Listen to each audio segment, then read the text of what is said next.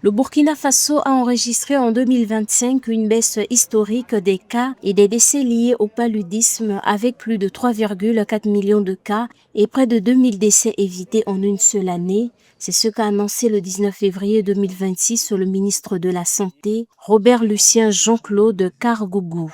Porté par des interventions à haut impact, distribution massive de moustiquaires de nouvelle génération, extension de la vaccination et chimioprévention, cette performance marque un tournant décisif dans la lutte contre la maladie. Fort de ces résultats, son précédent, le gouvernement burkinabé affiche désormais l'ambition d'éliminer définitivement le paludisme à l'horizon 2030. Les premières évaluations que nous faisons, qui méritent d'être affinées, font ressortir que c'est un peu plus de 15 milliards de francs CFA qui sont économisés par les Burkinabés parce qu'ils ne sont pas tombés malades de paludisme. 900 décès qui ont été évités au cours de l'année 2025. C'est au moins autant de ménages, autant de Burkinabés qui ont été épargnés de meurtrissures.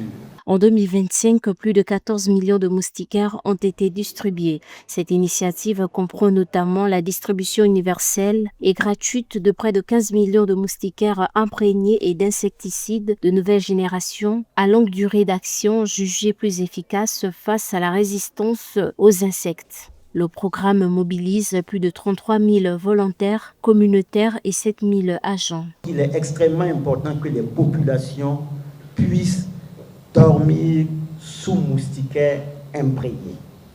Le troisième aspect, c'est la vaccination contre le paludisme.